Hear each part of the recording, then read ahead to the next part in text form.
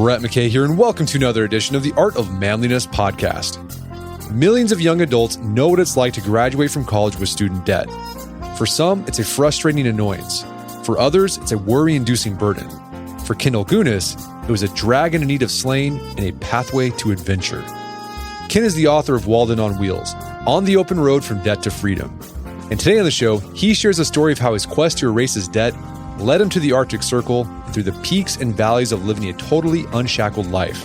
Ken explains why he went to Alaska to work as a truck stop burger flipper and park ranger to pay off his student debt, what it's like to hitchhike across the country, how reading Thoreau's Walden got him questioning how we live our lives, and how that inspiration led him to living in his van while attending grad school at Duke.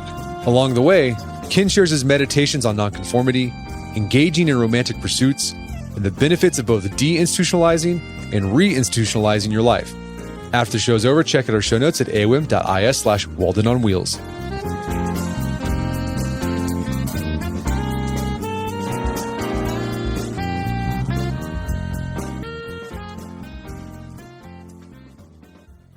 All right, Ken Ilgunas, welcome to the show. It's awesome to be on. Thank you. So you had a varied and unique resume after you graduated college. So you moved to Alaska, and then while you're there, you cleaned a motel at a truck stop there near the Arctic Circle. You flipped burgers during the night shift at a diner at this truck stop. You guided cruise tourists. You worked as a backcountry ranger in a national park. Then you hitchhiked from Alaska to New York, so you're kind of a tramp for a bit. You served in the AmeriCorps in the American South. In the capstone, there's some other stuff you did too. We're going to talk about it. But the capstone of this career that you had after college was you lived in a van on the campus of Duke University from 2009 to 2011 while you pursued your graduate degree. And it was crazy. You did all this stuff so you could pay off your student debt. Let's talk about this. Like, how much debt did you acquire during college? And was there a moment you had in your life when you saw your mounting debt and you're like, oh my gosh, I got to do something about this? It was $32,000. I think with interest, it climbed up to $35,000 that I had to pay off. For the most part, I did a good job, as so many growing debtors do, in that I just completely put it out of my mind when I was at college. I never really thought about debt. I was just focused on my part-time job, writing my essays, getting whatever grades I needed to get. So I just kind of put it out of my mind. And then one day, I think this was maybe after my third year, my mother called me down to the kitchen table. I was commuting to the university at Buffalo in New York. And she had all of these kind of loan bills and papers just kind of piled up on the kitchen table. And she's just like, you're going to be in a lot of debt. And at this time, I was pushing carts at the Home Depot for $8 an hour. And she was just like, what are you going to do? Like, how are you going to get out of this situation? And I just kind of said, Mom, don't worry about it. I'll deal with it. And, I always had like fantasies of just kind of like moving to a different continent or faking my death or just like weirdly happening upon a well-paying job, just kind of just stupidly optimistic. And I just kind of joked around about it. And it was one of the few times in my life where I saw my mom fold her arms and put her head down and weep. She was so scared for me. And that was kind of a wake-up moment. It was just like, wow, I really do need to think about all this debt I need to pay off. And a lot of that debt you talk about in your book, Walden on Wheels, a lot of that debt you acquired, it happened during that first year of college because like a lot of high school students, you think, well, when I'm going to go to college, I'm going to go to the best college I can get into, and I'll worry about how much it costs later. So I guess the first college you went to was kind of an expensive private school, right? It was an expensive private school called Alfred University in southern New York. Now, it's not that expensive to a lot of students who can get grants and scholarships. I was just a lousy, slouchy high school student, so they just charged me as much as they could. So yeah, I racked up about $18,000 in debt just from that first year alone. And it didn't take me long to realize I'm probably not going to be someone who makes the big bucks someday. So then I changed schools to University at Buffalo, which is a state of New York school. So that was kind of mistake number one. But when you're in high school, this is like the first big decision you have to make. Like, what school are you going to go to? And you just don't want to have like a mediocrity frame of mind. This is your first thing. You want to kind of launch yourself into the world and be ambitious and go for the best thing you can. And I was told again and again, don't worry about the debt, just go to the best school you can. So that kind of what got me into this problem. Now, if I was advising other young folks, I try to say, go to the best state school you could go to and save yourself a lot of grief if you can. All right. So third year, your mom sees the bills and she starts freaking out. And that kind of had you have a come to Jesus moment about your debt. And you got really motivated to pay off your student loans. What was behind that? Besides your mom, crying, was there something else going on where you're like, man, I want to get rid of this stuff as fast as possible? There was a couple things. Like, one, I was right on the edge of being like a loser, like low status man who can't get a date. So there was just kind of desperation and really wanting to self-improve, and getting rid of my debt was kind of the obvious thing. And oh man, what I wanted to do was be a journalist. I joined the student newspaper at university and I loved it. I interned at alt weeklies, and I kind of put all my eggs in the journalism basket. So I applied to 25 paid newspaper internships. And over the course of my last semester, I got 25 letters in the mail rejecting my applications. So I was kind of just standing there in my underwear, completely vulnerable, having no idea what to do. Because if you don't deal with your debt, the interest accrues and swells, and suddenly a $30,000 debt could be a $50,000 debt. So part of it was just desperation. But I don't know. I guess I had romantic longings. And by romantic, I'm not talking sexual romantic. I'm talking more of like a sentimentality. I wanted a life of adventure. I wanted to pursue dreams and goals. I wanted to live my life fully and interestingly and in the way I wanted to. So I saw my debt as this ball and chain, which was going to prevent me from living that life. So instead of getting just a regular job so you can pay off that debt as quickly as possible, you decided to go to Alaska and work these odd jobs. Why'd you go that route? Was it just because you couldn't find a regular job? So you're like, well, I'll go to the Arctic Circle and see what happens there? It was a bit of a little things. One, it was like, if I had a job offer in journalism, I would have taken that, but I didn't have that. The previous summer, for a couple months, I worked up in Alaska, so I had a connection there. So it was just like, if this is my worst case scenario, cleaning beds or flipping burgers or tour guiding visitors up in the Arctic, I'll take that over getting my old job at the Home Depot pushing carts and sleeping in my boyhood bedroom. So yeah. And when I went up to Alaska, I was a bit depressed because it's just like, here I am working these a low wage, low skill job, which I would have been perfectly able to do out of high school, except now I have a college degree, $32,000 in debt.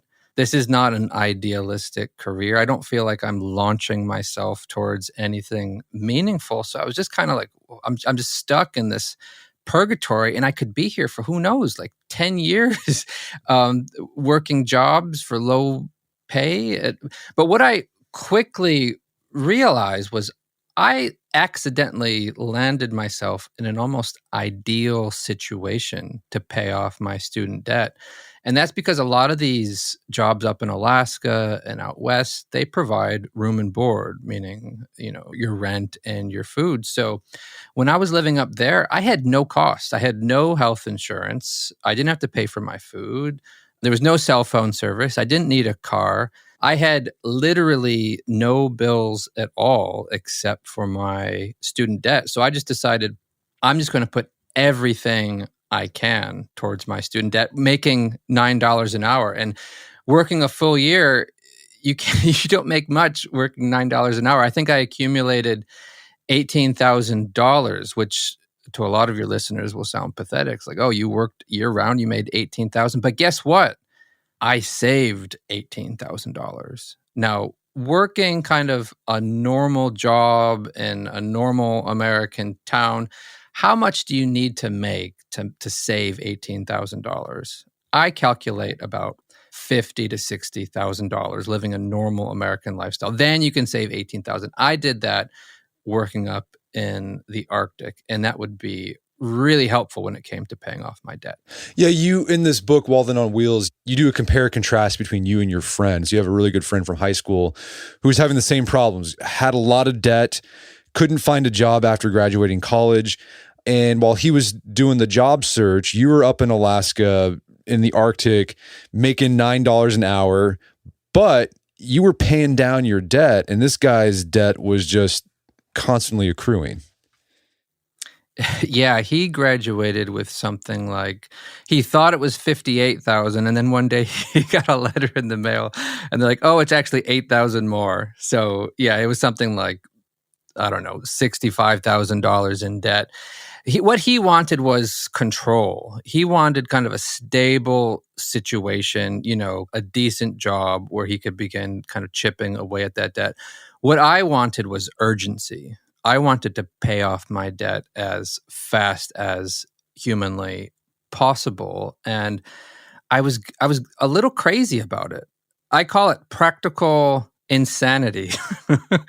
And what I mean by that is when you take things like, I don't know, narcissism, delusions of grandeur, megalomania, OCD, just obsessive thinking, and then like applying that to a problem to help you get over kind of insurmountable odds. So that's kind of how I thought of my approach to this, is just like, be crazy, be obsessive, and kind of devote your whole self to this. Obviously, there's some drawbacks to that, mental health drawbacks to that, because you don't feel like you can take a break at all, because if you're just so obsessed with your goal. And I think I also kind of had, and this was all unconscious at the time, I didn't articulate it this way when I was 22. This is just me 40 thinking about it. But I was also, as I said earlier, I just kind of had a romantic frame of mind, kind of like a mythopoetic. And I thought of my debt as like a dragon to slay, and me, this hero up against it. So, if you can apply these kind of a romantic frame of mind to something like that, it can help you get over something big.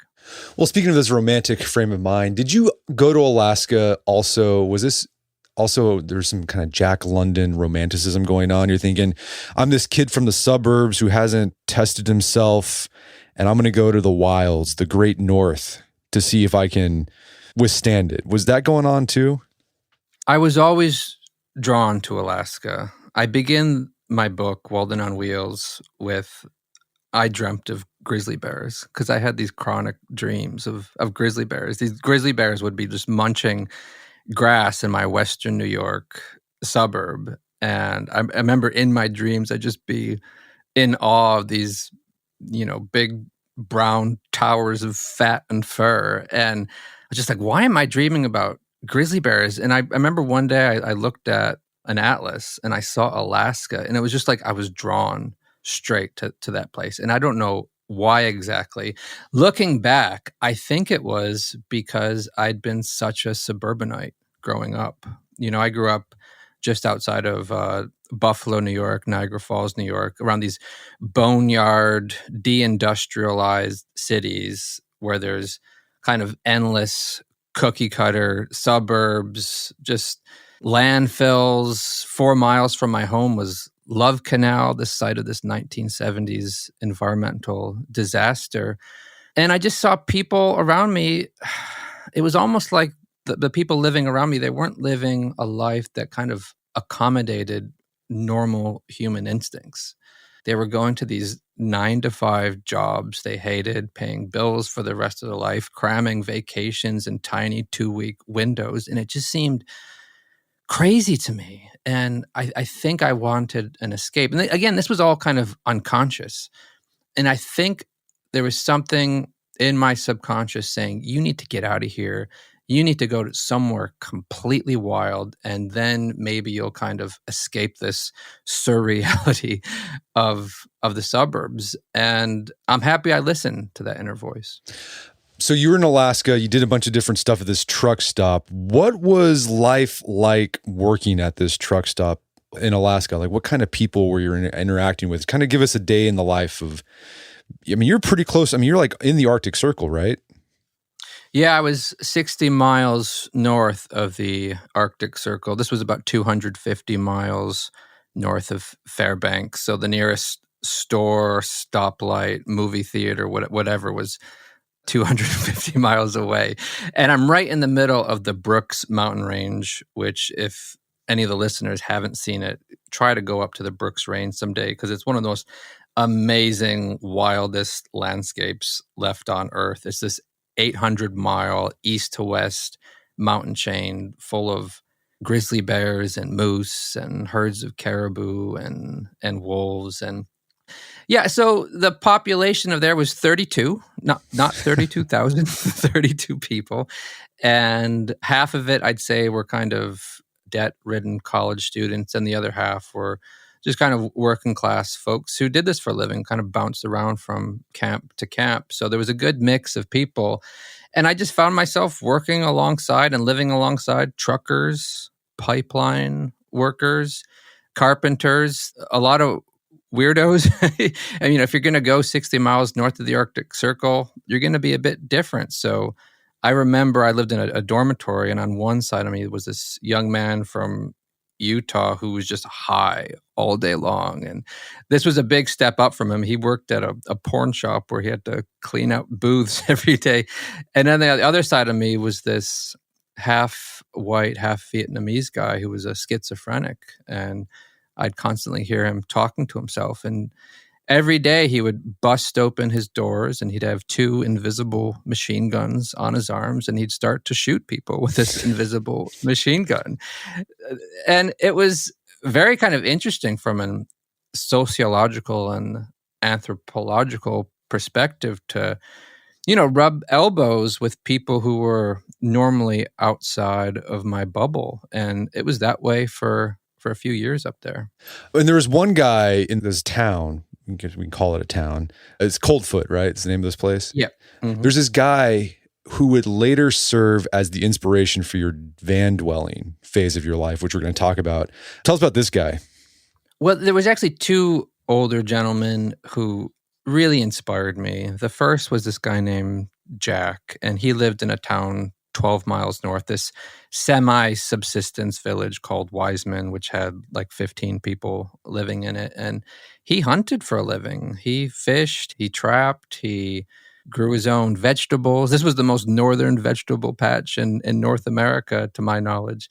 He had solar panels. He had his own wind turbine. He had this beautiful cabin. And I was just transfixed with his life. This is someone, there was kind of no division between life and work for him. He went out and hunted and fished. That was his work. And he came home and cooked. Like, there was just kind of no separation as there was back in kind of contemporary American society. So I was really inspired by that. And then there was this older gentleman, James. He was in his mid-70s. He had this long, white kind of mountain goat beard, and he worked for the Bureau of Land Management.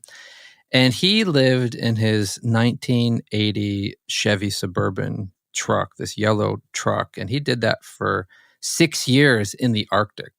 Now, in Coldfoot, it once got to negative 81 Fahrenheit. I don't think that got that cold when he was living in his truck, but he lived in that thing for 6 winters. He put a little propane stove that popped out of the roof of his truck. So I kind of looked at these folks up in Alaska, and they were just living, lives the way they wanted to. They were living them creatively, with imagination, with independence. And I thought I could take this kind of wild style of thinking back with me down into the lower 48. What did you do when you were working up there when you weren't working, right? So you didn't have the internet, you didn't have cell phones. Like, how did you keep yourself entertained and not going crazy, particularly during the long, cold, dark winters? Yeah, the winters were tough. I mean, that's when the town went a little bit crazy. That's when people started drinking, they were doing drugs. There was a lot of cliques. I'm talking like 12 people. So there's like just tiny cliques. Wasn't there like and people crapping on people's cars or something like that too? it got pretty hostile. Yeah, there was some roof defecation happening. One guy poured some water on someone's husky, which you don't want to do when it's -20 below. They would go on these drunken joyrides, and once they went off a cliff and into a frozen river, and I'm like, okay, thank God, they're going to get fired. And they were back at work the next day because you can't just fire 1/4 of your workforce. So I would just kind of hide away and went inward. And I was reading a lot. That was the most books I ever read in a year. I think I read 62 books that year, despite working long hours, and just kind of planning my exit. I didn't know what was next for me, but yeah, I was studying for the GRE. I was thinking about grad school. I was starting to really crave going back to school. So one of the books you read and all that reading you did was Henry David Thoreau's Walden. What did that book do to you when you're in Alaska? One of those books that you read and you're just like underlining almost every word in it, or you just find yourself nodding your head in recognition. And he wrote that, I think, in the 1840s, but it felt like it could have been written, apart from the archaic prose, it felt like it could have been written in the 21st century. And I remember reading this passage where he's talking about shelter, and he would go past the railroad, and the railway workers would lock up their tools in this little 6-foot by 3-foot shack, which at the time sounded like a coffin to me. And he's like, for $1, anybody could live in one of these. And then he says, if you think I'm jesting, I'm not. And I just love that. I love it. It reminded me of the folks in Alaska. Like, they'll do whatever it takes to make it work. They'll use that imagination. They'll think out of the box.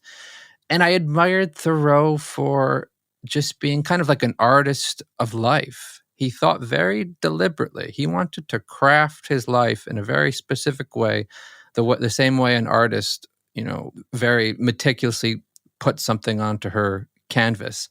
And I too wanted to be an artist of my life. I wanted to design my life. I didn't want my life just to happen to me like it had been happening. I wanted to carefully think it through. So between Jack and James and Alaska and Henry David Thoreau, I was questioning everything. I was questioning how we shelter ourselves, how we work, how we live, and how we transport ourselves, which we should probably get into hitchhiking, right? Yeah, we're going to get to hitchhiking. Okay. But before we do, tell us again how much debt you were able to pay off thanks to your work in Alaska. So that first year I made $18,000. And again, there was some mental health drawbacks to being so obsessed. So the one kind of fix I applied was any tip money I made as a cook or a guide, I was like, okay, that's yours. You can do whatever you want to do with it, but everything else goes towards your debt. So I think I made 22 grand and 18,000 went to my loans. And it would take me another year and a half to fully pay them off. During your stay in Alaska, this is kind of a detour. You went to go see this Canadian motivational speaker who did 18th century Canadian explorer reenactments. So he would get in a canoe and go down these rivers. And then you ended up doing an expedition with this guy. How did that happen? And did you get paid for it? Was this part of the plan of paying off your debt, or was this something you just thought, hey, this would be fun to do? It had nothing to do with the debt. What had happened was, after the tourism season in Alaska died down, my boss invited the tour guides to this tourism convention in Valdez, Alaska. And one of the motivational speakers was this guy named Bob. I forget his last name, but he puts together annual voyages across Canada, kind of replicating some of the historic voyages of the voyageurs, who were kind of the fur traders in the 19th and 18th century Canada. So I was listening to him talk about his voyage across Ontario and Quebec, and he said at the end of this, I'm actually trying to put together a team for the next summer. Let me know if you're interested. So at the end of that talk, without thinking about my debt or anything like that, I just walked up to him and put my hand out and I said, Bob, I'm your man. And sure enough, I got selected for that summer journey. So for 2 months across Ontario, Canada, I think it was about 1,000 miles, we lived as if we were in the 18th century. So we didn't have tents, we didn't have sleeping bags, we didn't have toilet paper or bug spray. We had 2 very leaky birch bark canoes, and it was as close as a person can get to living in a different century, I think. What did you get from this experience? It was just memories, or did you actually develop any skills that you could say, I could take this and apply it to my life? I learned a lot about knot tying, which helped a lot. I think I learned a couple things. One, I've kind of talked about all these wilderness experiences I've had, but I hadn't been on a hike on a trail until I was 21 years old. Like, that's just not what you do where I come from in Western New York. We don't, a lot of us don't hunt or go camping or hiking. So this was all kind of new to me. And my relationship with nature was changing. I grew up in a hockey rink and on a football field, and I thought of the mountains as just another one of those arenas, like something to win, that you beat a mountain or something like that. And when I was out in Ontario, paddling over Georgian Bay, I began to feel something different. It was almost like an indifference to nature, because I think when you see nature through a windshield, it's just like, oh, that sunset is so beautiful and magical and serene. But a sunset, when you're out on the water like that, could mean, oh man, here comes the mosquitoes, here comes the cold, here come the storms, and you don't have a tent or a sleeping bag. So I felt like I was just kind of becoming nature. That kind of divide that separates man from nature was just kind of dissolving. And as I noticed nature was indifferent to me, I was kind of indifferent to it. So some of that mesmerization kind of went away a little bit. And I'd also say this, like, it made me reflect on how Americans were really lacking kind of just that period of no responsibility adventure. Like, we had this Métis guy on the trip. He was half First Nations, half white. And he would talk about how his tribes would go on these spirit quests where a young man would go off into the woods and starve himself and wait for a vision or something like that. I was like, does kind of my sort of culture in America, do we have anything like the Native American spirit quest? And I was like, no, we really don't. And I do think we used to have a legacy of traveling and journeying as young people, whether it was being a tramp in the 1930s or beat poets going on long road trips in the 50s, or being a hitchhiker in the 1960s and 70s. And it's just like, we kind of don't have that. We don't have that thing that serves as a bridge between school and career. That period of adventure, it's just kind of been abridged from a young person's life. And I just began to think, this is what we need. We need 21st century spirit quests. We're going to take a quick break for a word from our sponsors.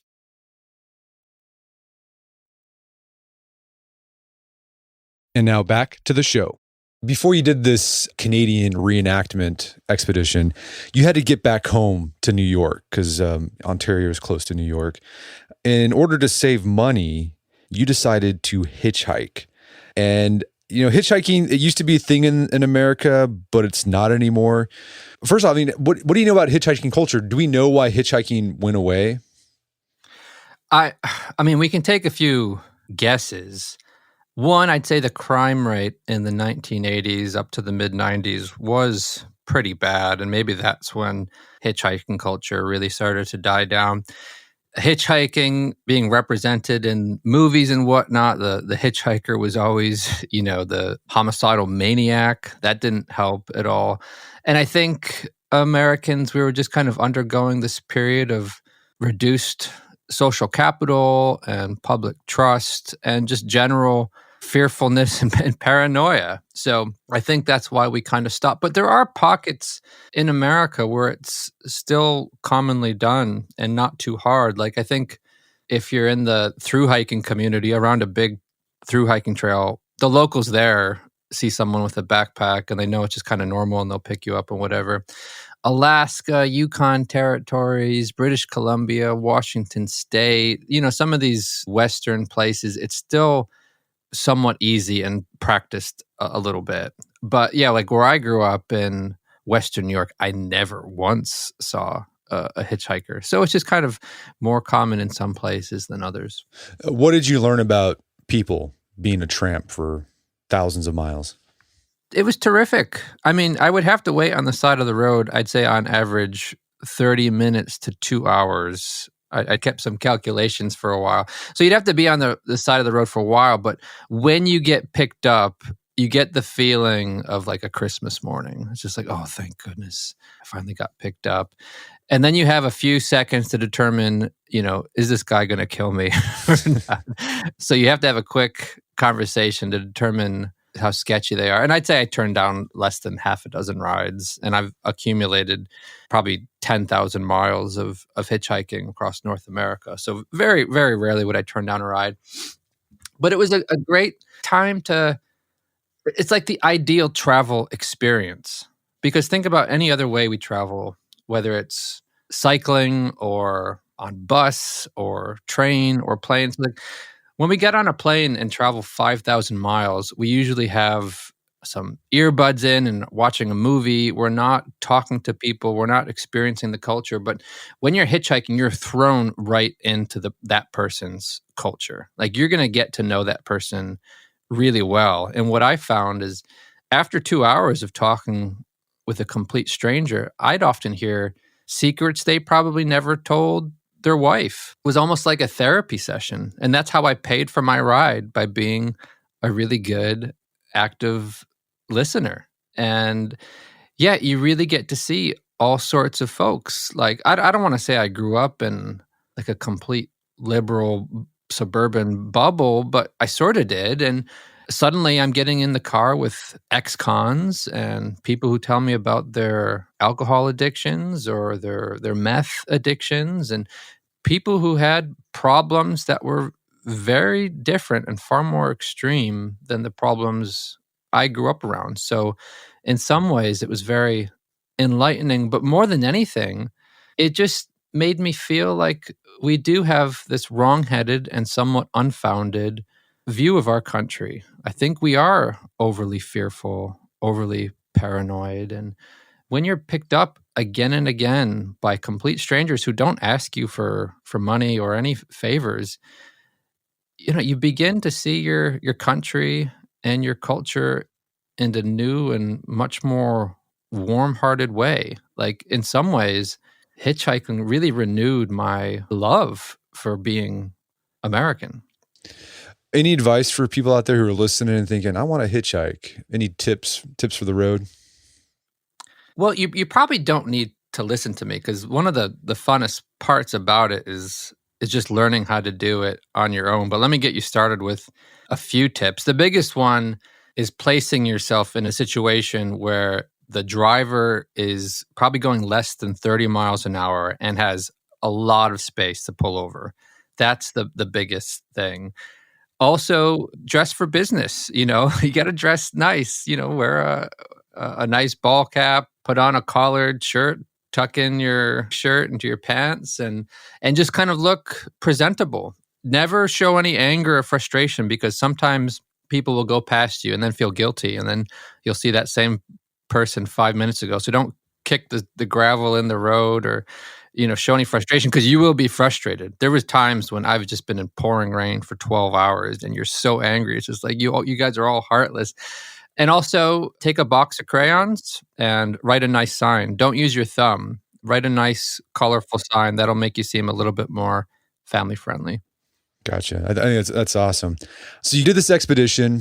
After the expedition, you had this period where you're back at home with your parents. And you talk about how being back in your childhood home in the suburbs, you started kind of falling into this funk and depression. And the mountains, the wild started calling you again. And this time you decided to go back to Alaska, but this time you were going to be a park ranger. And I think it's like the most remote national park in the United States. So tell us about that experience. Yeah, I remember I went back home and, sometimes when you're away from home for a few years, you can kind of see your milieu, your natural environment more clearly than before. And yeah, I had some really tough conversations with my mom. I remember once she sat me down and she said, are you trying to kill yourself doing all this? And she told me she's going to start to distance herself from me because she just thought I was acting in a very kind of reckless and erratic way. And she once said, when are you going to grow up and start acting like a human being?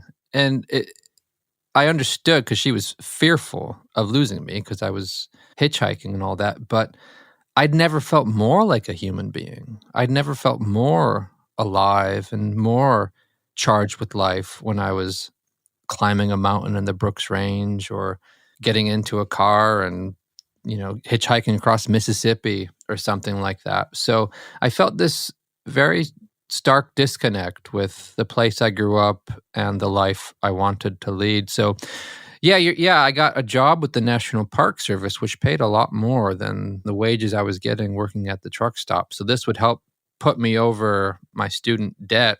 And it was just an amazing job. I had this job as a backcountry ranger in the gates of the Arctic National Park where they dropped me off on a little 4-seater plane in the middle of the wilderness with these big bush tires or land me on a pond out there. And I'd go on an 8-day backpack patrol, either on canoe or on foot. And I got paid to go hiking. And honestly, that was enough. Like having 3 months living in the wilderness, I didn't kind of need any more adventure wilderness. That was like an ideal amount of time living in a state of adventure in the wilderness. Because then I was kind of eager to go back to school and embrace the life of the mind. It was just, for a couple of years, I had a really nice balance between the life of the mind and the life of adventure. What were you supposed to do when you're out on these trips? Like, were you writing tickets? Like, what was your job? Oh, no. I mean, you have to imagine Gates of the Arctic. It's over 8 million acres, and it's, I think, the second least visited national park. So over the course of 8 days, I'd be lucky if I saw one group of people. So no, I wasn't that sort of a ranger, but it was more kind of presence to prevent poaching activity, any sort of trash cleanup. Sometimes we'd be told to go in and take out an old gold mining barrel or a caribou collar or educate what folks out there about bear safety and fire safety, stuff like that. It was a great job. And I probably, one part of me could have just kept doing that for the rest of my life, but there was something missing. I didn't want to, because it kind of felt like a vacation. I felt like I was getting paid to hike, and I'm sure there's some listeners like, oh, you had it made. But I was seeking something more. I wanted more of a existential, spiritual fulfillment from my work, and rangering wasn't that. Yeah. No, if you're a young person, I think I would have done this if I could do this again. Jobs with the National Park Service or the U.S. Forest Service seem like they're really cool. Like, you can be doing something like you did, where they just drop you off for a week and you get to backpack in beautiful country and get paid well for it. We had a podcast guest on a long time ago. It's one of my favorite episodes we did with this guy named Philip Connors, and he is a fire watcher for the U.S. Forest Service in New Mexico. And he just goes to one of the few remaining these fire towers where they're looking for smoke, and he just lives there during the fire season. And it seems like a great gig. Like you're out in nature, you get to hike, and it seems awesome. If people want to listen to that, that is episode number 473. If they want to check that out. Okay, so you did this backcountry park ranger thing. It was paying a lot, and because of this job, you're able to pay off your debt. You're finally able to pay off like $34,000 worth of debt. How did that feel? How did it feel to finally accomplish this goal that you've had for years and were obsessively trying to accomplish? I wish I could say there was a celebration with champagne and confetti, but there wasn't. I don't even think I barely acknowledged it, because I did the math months before, and I kind of knew exactly when the debt was going to die. So it was kind of rehearsed in my mind well ahead of time. And I don't know, sometimes like you're in a relationship that's kind of bad for a long time. And when it comes to the breakup, you kind of feel nothing. And it's kind of because you've rehearsed this so many times in the past. And I think that was kind of the case with my debt.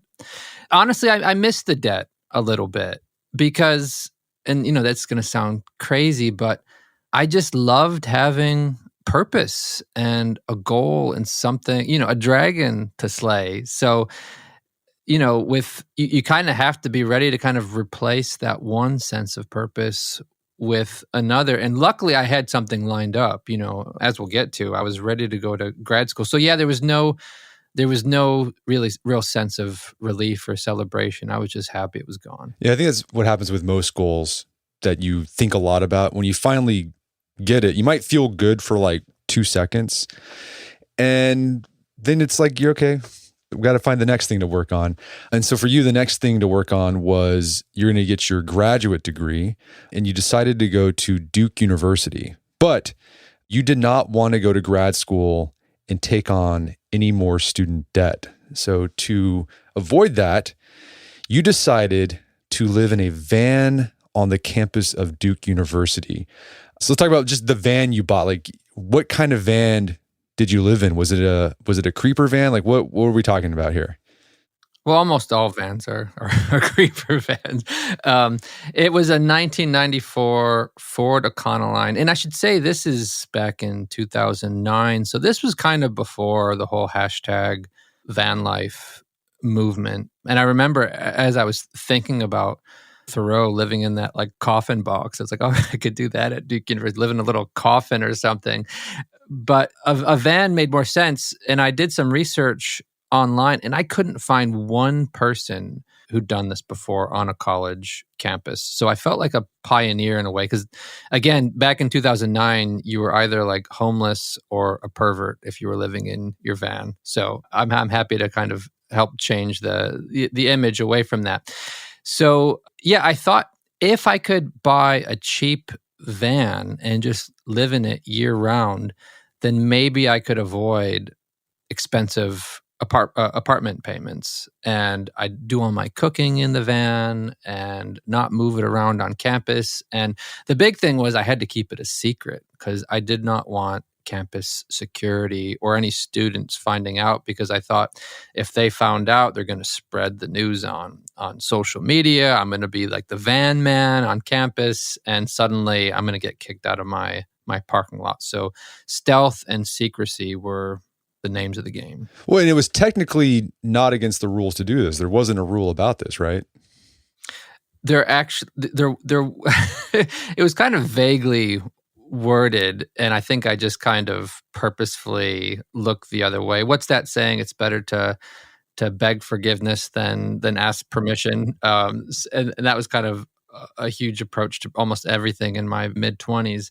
So I just decided I'm just going to secretly live in this van. So the van came with blinds, and I put up this big black sheet behind the windshield whenever I was in there. So nobody knew I was in there. And Duke, I mean, that's where a lot of affluent young folks go to school. So I didn't think any locals or campus security were thinking that one of their own was living in a vehicle. So I had that going for me as well. Okay, so you did everything in this thing. You cooked. Like, what kind of food were you cooking in a van? Well, I've learned a lot about nutrition since then. So I was just eating a lot of peanut butter, cereal, oatmeal. I kind of put peanut butter in almost every meal I ate. But some of it wasn't bad. I had like a Whole Foods basically right next to my van, so I'd go there and buy a couple of vegetables, chop them up, put them in a stew. So just kind of like a vegetable stew or rice and bean burrito night, just really simple stuff. And that first semester, I was quite extreme with keeping my budget as low as it could be. I had it down to about $4.34 a day for my food costs. And all my other costs, whether it was gas for the van, car insurance, whatever, came to about $103 a week. So I lived on a budget of about $400 a month, which I found quite manageable. And it was all possible because of the van. And then your bathing, I guess you did at the school gym, the locker room there. It was not a life of deprivation at all. I should say. I mean, like the Duke gym had like a sauna, like a swimming pool and a sauna and a basketball court. So it's not like I was living in complete deprivation. The library was open almost all hours. So if it was too hot or too cold, I always had a place to go. I had a really good sleeping bag. North Carolina winters don't get too cold. And man, I slept so well there. I have a 4-year-old daughter now, so I know what it's like to be in a state of sleep deprivation for years on end, but I slept so well. And one of my favorite parts of that period of my life was just waking up because I was so time rich. I would just wake up and just like slowly wake up and think and just kind of stare at the roof of my van and listen to all the birds and the bugs outside. I just kind of slowly wake up for an hour. That's the biggest thing I miss about that period of my life. You talk about how the hardest thing about living in a van, right? So it sounds like you were living pretty good. Like you weren't deprived. You were eating well. You were comfortable. You had access to showers, to a sauna, to a gym. But the hardest part was the social isolation. But you were seeing people at your classes and whatnot. Why did you feel so lonely? Well, one, I'm an introvert, a little bit shy and things like that. So making connections out of nothing doesn't come as easy to me as it might to others. So there was that, and then there was the whole secrecy factor. Like I didn't know who I could trust with my secret of living in a van. So I just found myself telling little white lies with all these new acquaintances I had. They'd always ask me, you never know how quickly the question, where do you live, comes up until you're secretly living in your van. It's usually like question number 2, where are you living? And I would say I live on 9th Street, which was true in Durham, North Carolina. But they would always think I lived in the apartment complex there and not the parking lot. So yeah, so it was just in grad school or in college in general can be quite lonely when you lose your neighborhood and your old friends and your family. So I think what I was going through was quite common. It was only exacerbated by the van. In Walden, Thoreau talks about the cost of a thing. And thanks to your unconventional life, you're able to pay down your debt and you're able to avoid new debt. But were there unintentional costs of your extreme measures that you might see now thanks to hindsight? Well, at some point, I would say my 20s was a period of de-institutionalization. And what I mean by that was I was just shedding off all institutional influences, whether that was your family, your neighborhood, your church, stable work. All of that was kind of being shed in the name of independence, of self-improvement, of adventure, of living your life the way you want it to. So you're kind of playing with fire when you shed everything. And when you live in a state of institutionlessness, there's a lot of wonderful things that can happen in that period. You can really see your society and your culture around you almost with fresh eyes because you're viewing it from the outside. And you're really able to kind of fashion your own character outside of these institutional influences. But there's a cost with that. And this was a period in my life where I wasn't devoted to developing friendships, building that friend network, finding a church or a workplace. So you just, when you're completely adrift like that, sometimes you feel a bit empty and a bit lost. I was living the life of perfect freedom. I had no debt, very few bills. I could kind of do anything I want. And that sounds like the American dream in some ways, but there's nightmarish qualities to that too. Yeah, Aristotle talks about that. Like people who just live by themselves, solitary. He says they're either gods or beasts. There's a part of humanness you miss out on when you're not embedded in a community. And I hungered for that, and I didn't go on that journey, I'd say, until my mid-30s. So did people eventually find out that you were living in a van on the campus of Duke University? And like, what happened when they did find out? Yes, they did. I kind of outed myself after a year of doing it. I wrote an essay in my a travel writing class I was in, and my teacher said, it was kind of like, I live in a van down by Duke University. And she's like, "Oh man, you got to publish this. This article's going to go viral." Because this was just in the height of the Great Recession after 2008. So everybody was in debt. There was a lot more awareness about student debt. And she thought the story of someone desperately trying to live within his means would really register. And she was right. So I wrote this article for Salon.com, an internet magazine, and it just took off. So overnight, I went from completely anonymous and secretive van dweller to momentary celebrity. Like the next day, I had like NPR on the phone. Inside Edition was calling me. Rachel Ray wanted me on her show to pimp out my van. And I remember I was on the phone with like a Raleigh newspaper, and my hand was just shaking uncontrollably. It was like exciting in a great and terrifying way. So I kind of outed myself. One of the first things Duke University, their spokesman said, "We're prepared to help Ken find guidance and counseling." As if I was crazy. And soon after that, a local student complained that they didn't want to share a parking lot with someone living in it. And that's when I felt like I was being persecuted. It felt like, oh, they're persecuting the van dwellers now. So, but Duke was kind enough. They just made me sign a contract saying I wouldn't sue them for anything, as long as I parked near the campus police station. So they gave me a new parking lot and let me finish and graduate. And when I did graduate, they passed a new parking law prohibiting anyone from doing what I did, which is the legacy I left at. Yeah, it's the Ken Ilgunas law. Yeah, they should have named it after me. Okay, so this period of your life, you call it the deinstitutionalized period of your life. But recently, you said in your mid-30s, you've gotten married, you had a kid, you've put down some roots in a village in Scotland. So you're starting to reinstitutionalize yourself, kind of reintegrate yourself into community life. How do you think people should balance freedom and having institutional attachments? Like, what's been your experience? I wish I had all the answers, and it really varies on the person and the culture the person comes from.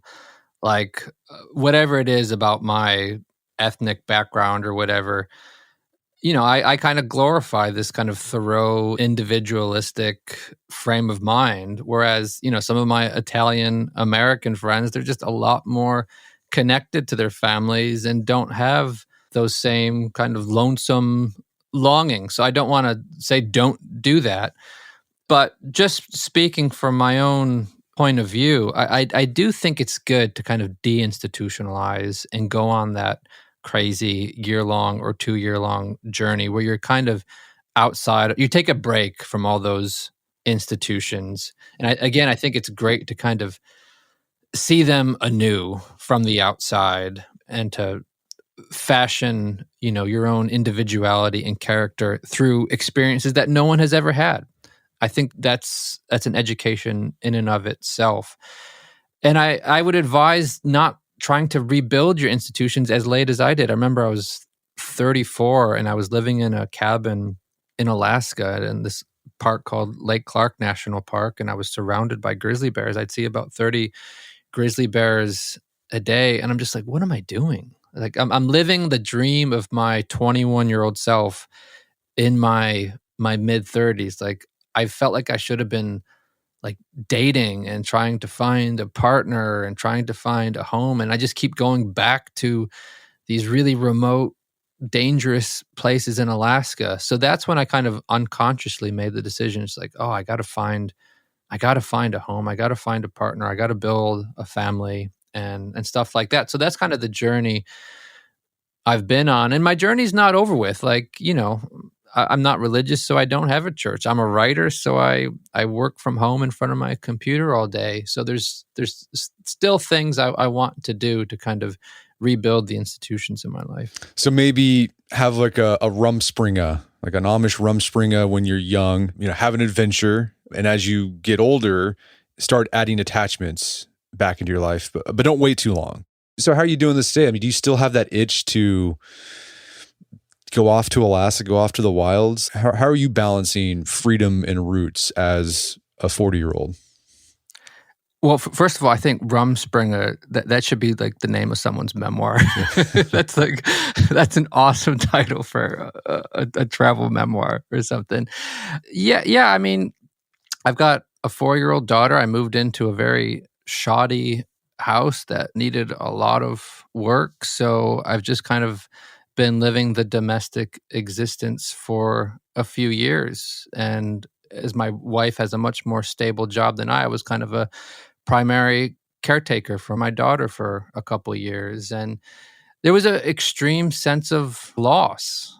Of course, I gained a lot. I gained a family, but it felt like I almost lost a part of myself. And I remember I had these weird ideas of creating an effigy of myself and burning it over a bonfire just to kind of wish him well and say goodbye. But things get easier as a dad, and things are getting a lot easier for me now. And yeah, I feel like that kind of wilder half of myself, he's still there. He's just in a state of hibernation. And I look forward to the day when I can let him out again a bit.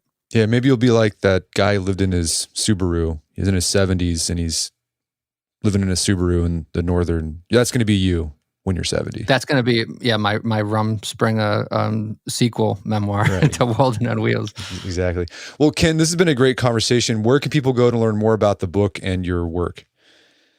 Just go to my website, kenilgunas.com. You can sign up for my free newsletter. I won't overburden you with that. That's just kind of like a once a month or once every 2 month thing. And you'll see all my books on the page. Fantastic. Well, Ken Ilgunas, thanks for your time. It's been a pleasure.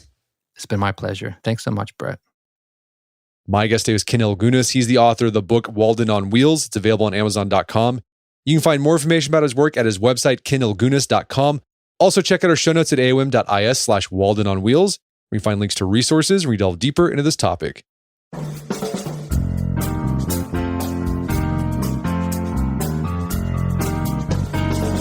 Well, that wraps up another edition of the AOM podcast. Make sure to check out our website at artofmanliness.com where you find our podcast archives. And while you're there, make sure to sign up for a newsletter. We got a daily option and a weekly option. They're both free. It's the best way to stay on top of what's going on at AOM.